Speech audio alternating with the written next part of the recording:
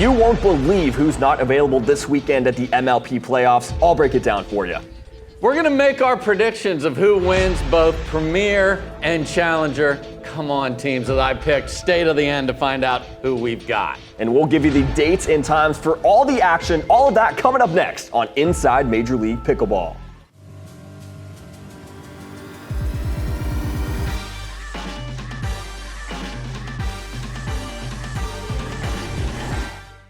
Welcome to Inside Major League Pickleball, your stop for all things MLP. I'm Will Doughton, joined by the voice of pickleball himself, Dave Fleming. What's up, my man? Great to be here, Will. We have reached the end, but who's going to take the title? I can't wait to talk about it. We've got the season-ending semifinals and finals in Orlando this weekend at the USTA National Campus. Before we go over to the Sunshine State, we're going to take a look back at the quarterfinal rounds in Dallas, starting with the Premier quarterfinal results. We've got the Dallas Flash. They take it 2-1 over the New York Hustlers. Talk to me about that match, Dave. I thought it was over for the Flash because they lose the first one, Will, and then there's this epic game into the 30s with the fellas as the first game of the second of the best 2 out of 3, and it's going back and forth. Sox got a sitter, just hits the tape, chances on the other side galore, and I really believe that the winner of that was going to win this entire matchup. The Flash get out the door, and you're wondering, okay, they survived that, but the day before, Georgia and J-Dub were horrendous. They got run over. Could they recover? They never had to play. It was 3-0 both times. Augie and Tyra like, we got you, kids. We're good. We're good. So we don't know if they're ready to go in mixed doubles in Major League Pickleball because they haven't played since they lost that match. Well, we can assume they will be one of the top mixed doubles teams in pickleball. And we got to give a shout out to the Dallas Flash Mob. They made an electric atmosphere for those playoffs, and Dallas will probably be missing that a little bit in Orlando, so something to keep an eye on that as well. Our second Premier level quarterfinal matchup, the Texas Rangers take it 2-1 over the DC Pickleball team. Texas riding tall in Dallas, Dave. They were, and we had a Texas roundup again like the Dallas Flash did. They lost the first one, and you're like, okay, what's going to happen here? But this is a team that has the right chemistry with the veterans and then the mixed doubles. They brought Q in, and he's playing fantastic, and they just were better when they needed to be against a DC team that still thinks they're the best team and we're going to win it, but they will not be playing in Orlando. And you just talk about the parity, the Premier level. DC, I mean, the fact that's a quarterfinal round, Texas versus DC, both amazing teams. That's true for Dallas and New York as well, but no easy rounds here in the Major League Pickleball playoffs. Let's switch gears to the Challenger quarterfinal results, starting with the Miami Pickleball Club, taking it 2-0 over the Frisco Pandas. This was a big result for Miami. It was, and just to rewind for everybody, they got to choose their opponent because they were the third seed, so that's the way it worked. You got to say, who do you want? You got all the advantages, and they had just lost to the Pandas. I don't know if Pandas growl or roar, but they did in Miami, and the Miami team talked about playing a little tight in their backyard, had all their family that were ready to celebrate, not just winning, but getting promoted to Premier. Didn't handle that very well in Miami, took care of business in Dallas. Congrats to them. And that was the only playoff matchup in Dallas that went 2-0, didn't require another game. So really nice response there from Miami. I think, that letdown from their own backyard, like you said, Dave, was tough for them, but they certainly got through it, and they looking really strong going into Orlando as well. In our second quarterfinal matchup at the Challenger level, the Atlanta Bouncers take it 2-1 over the Las Vegas Night Owls. Atlanta mixed doubles continues to be a strength for this team. It really is, and they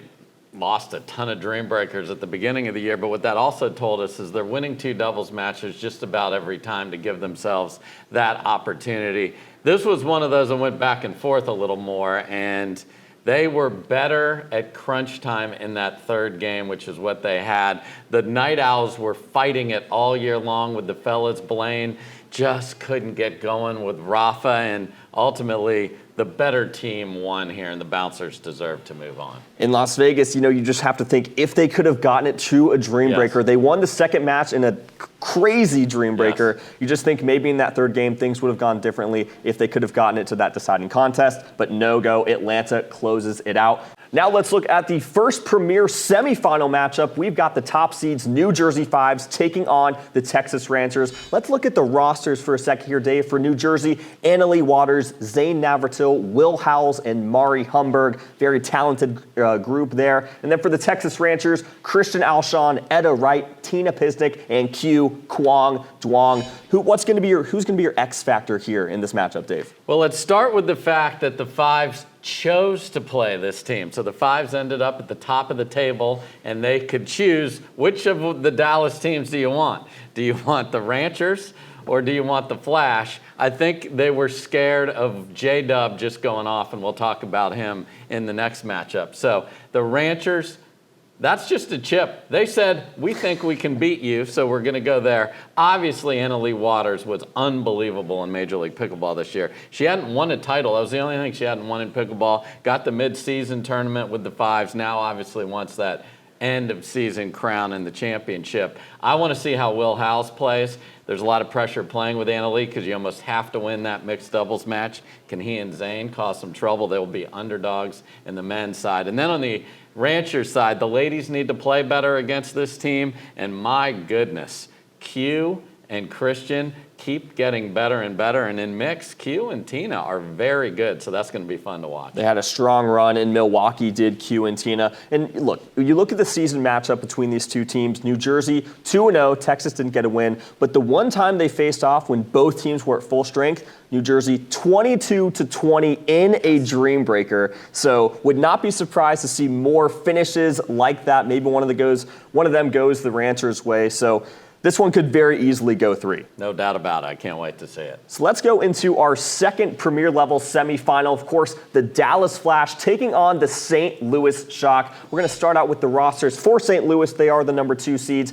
For St. Louis, you've got Anna Bright, Hayden Patriquin, Gabe Tardio, and Kate Fahey. Now then, of course, for Dallas, we talked about them, the siblings, J.W. Johnson and Georgia Johnson, along with Augie Guh and Tyra Black.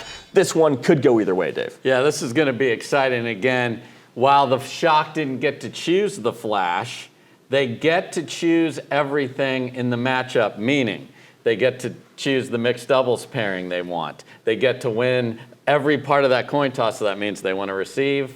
That's what they should do. They get to figure out, do they want the ladies to play first or the men? So all the top seeds, the first and second throughout this, get that advantage, and that's huge. When we get to the third, bing, the coin's up in the air. So you really, if you're the higher seed, want to get these 2 out of 3 done in 2. The Shock have the best chemistry. They have the best captain in Anna Bright.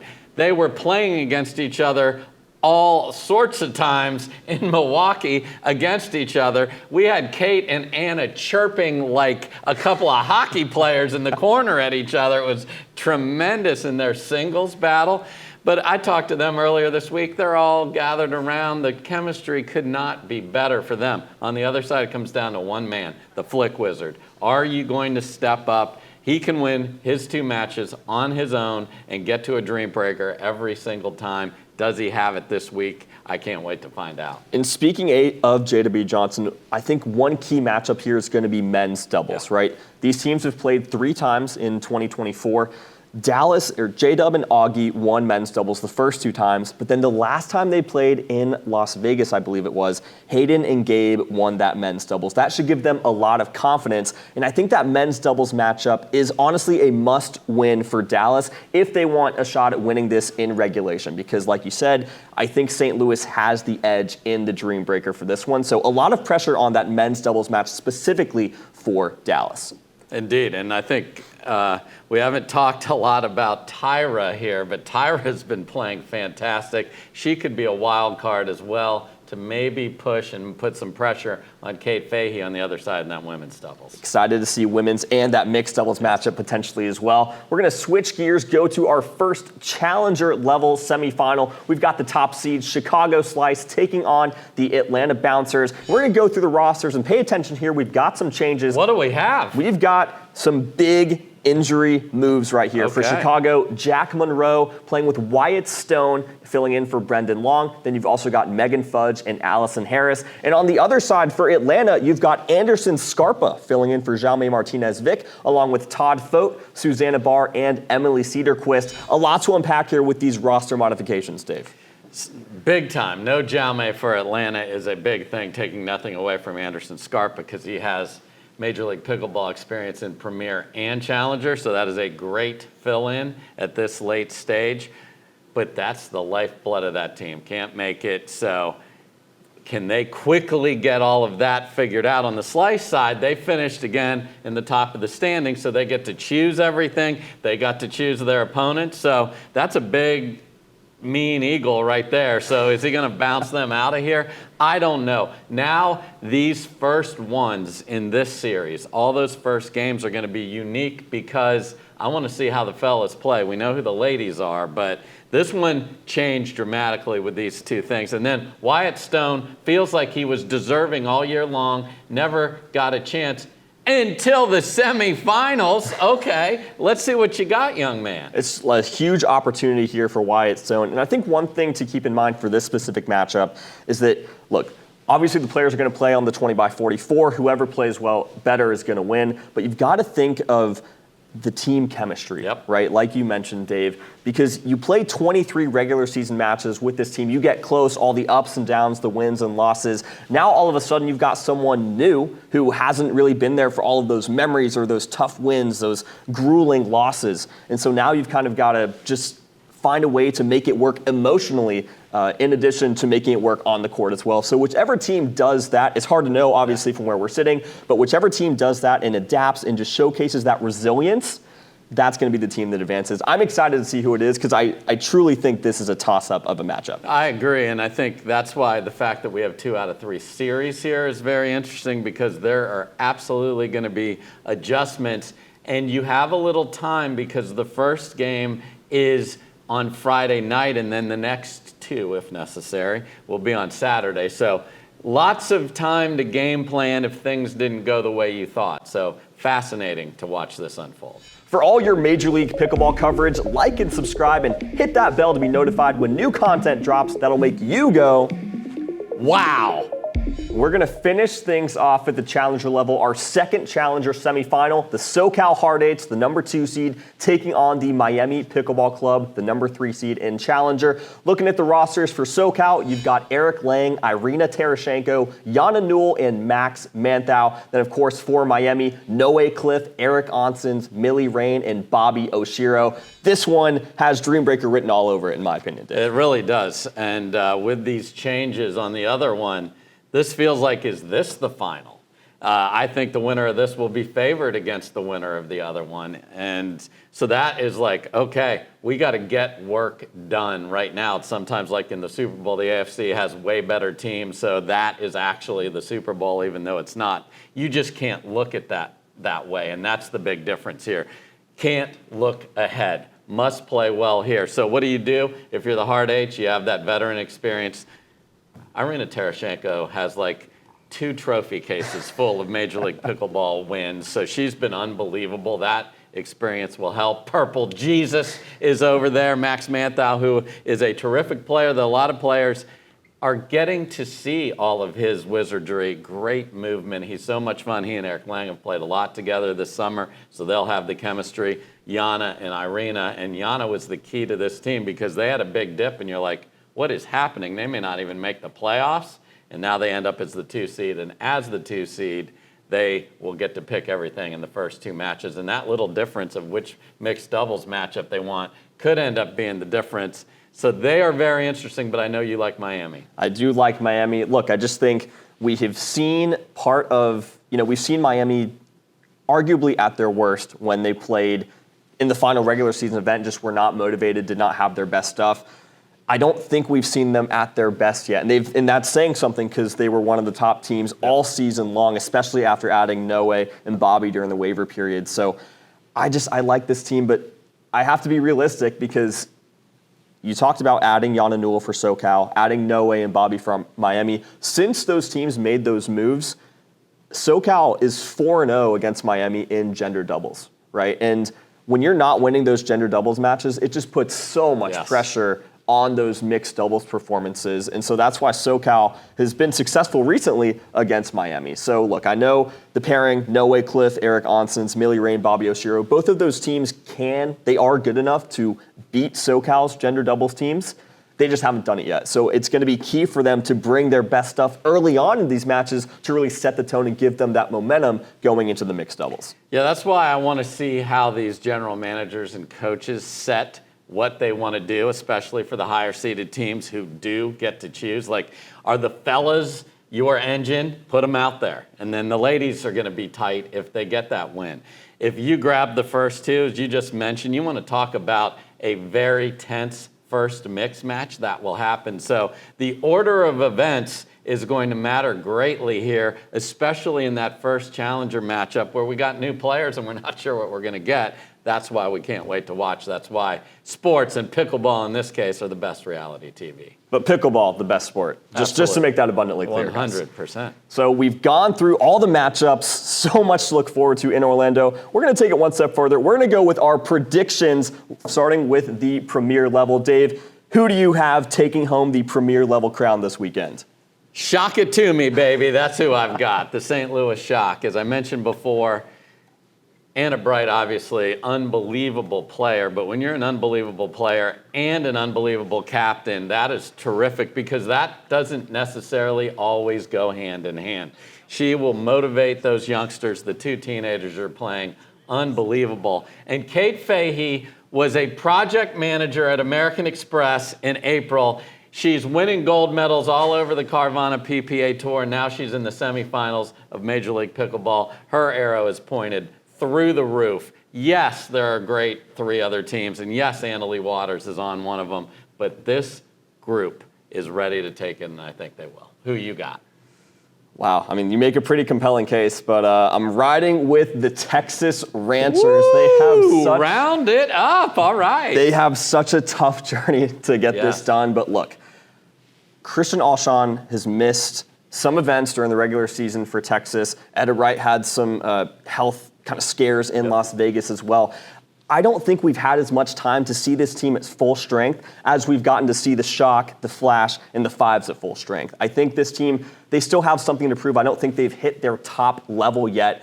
And look, they have wins over Dallas and St. Louis. They don't have that win over New Jersey yet, but I think if Q and Christian can consistently win that men's doubles, I think if you look at mixed doubles, Christian and Etta, they've given Annalie and Ben Johns some trouble on the PPA Tour. And so, you know, Annalie, Will Howes, they're an awesome pairing as well, but I think potentially that Alshon and Wright combination could get it done. And then Q and Tina, like you mentioned earlier, Dave, they are more than capable. I mean, they are one of the, I'd say a top mixed doubles team in the sport when they're both playing well. And so I think a lot of things have to go right for them to get through the semifinal, but I think it is certainly a possibility. And then with the Shock, look, I think if you beat the Fives in a best out of three series, I think that just gives you so much confidence to be able to beat the Shock as well. I'm going with the Texas Ranchers, and yeah, I'm ready for it. Come on. Let's go. We'll see who's right. It'll be me. Okay. Just so we're clear, abundantly clear, part 2 here on Inside MLP. It's going to be me. Okay. Looking at the challenger level predictions, I think I know who you have here, Dave, but tell us, who do you have? You know, when I can have purple Jesus and I can have an experienced winner, I'm taking that all day long. Get the dice out, roll those 2 4s and give me a hard 8. I think the big opportunity for them is the fact that the two teams, the fellas and the ladies, have so much familiarity playing together, and that is not a small thing, because in rally scoring, things can get away from you quickly, and then you feel like you can never win when you're serving. It's just side out, and if you get 3 or 4 points behind and it's 16-12 and that deficit stays the same and you're all the way up to the 20s, having that experience is big. I love the way they're playing mixed doubles. I do think the changes at the top influence my thoughts a little bit here without Jaume and Brendan, so I am sticking with SoCal. All right, good to know, Dave. I think you're going to be wrong again. Okay. Just so you know. Look at this guy. I know, right? I'm going with Miami. Give me some air Onsens here for the Miami Pickleball Club. Look, I have to preface this by saying... what happened to your team? I know. Look, the Chicago Slice, they've kind of been my ride or die. They started out really slowly. I said they'd make the playoffs. They did that and more, obviously. But look, you can't ignore the fact that, you know, one of their players, Brendan Long, a super important part of that team, not going to be available this week. So give me Miami this week. I think they beat SoCal probably 2-1 here in the semifinals. Look, I talked about it earlier. They had a letdown in the regular season at the end. I think they came out just with a new confidence and really just an awareness of, hey, we've got the monkeys off our back, right? They know that they're going to make the Premier. They're going to make it to Premier next year. That's a huge accomplishment. Yep. I think now they're razor focused on just winning the title, and I think they're going to do it. I don't see a huge weakness for this team. I think Noe Cliff is someone who's gotten so great throughout this year. Yep. He's made huge strides, and I think he's going to be the one to kind of lead this team to victory. I think it's going to come down to a dream breaker, and Noe Cliff, we know what he can do on the singles court. Give me Miami. All right, well, only time will tell. The players are ready. I cannot wait to see who's right here. Maybe we're wrong on all of it. I don't know, but I really like my choices. All right. I love mine. He only really likes I love mine. But look, Dave, we've gone through the matchups. Yes. We've given our predictions. Now all that has to happen, the players have to get on the 20x44. They've got to play some pickleball, some awesome pickleball here in Orlando. So where and when can people watch all the action this weekend? Yeah, so we're going to start on Friday night at 4 o'clock Eastern time, and the coverage will be all weekend long. We got Pickleball TV, we got Tennis Channel, we've got Major League Pickleball YouTube, and I just want to make sure everyone understands how this is working because we're doing the semifinals and finals this weekend in Orlando, unlike we just did the quarterfinals in Dallas. So Friday night, first game of the best 2 out of 3 match. The morning we come back and play the second one, and then if we got to go again, we play the third one, and that is all of the semifinals. So the 2 teams that get out of that are going to play up to 3 times against each other on Sunday. So 4 p.m. Eastern Friday, 1 p.m. Eastern Saturday, and then we start the finals 10 a.m. on Sunday. It is going to be epic. It's a privilege to be on the call. I cannot wait. Well, shoot, I've got my weekend plans. There you go. Going to have Friendsgiving, going to watch some pickleball. It's going to be awesome. I cannot wait for it. But that is going to do it for this edition of Inside Major League Pickleball. The season ends this week in Orlando. Don't miss any of the action. For Dave Fleming, I'm Will Doughton. Thanks so much for joining us, and we will see you in Orlando. Peace.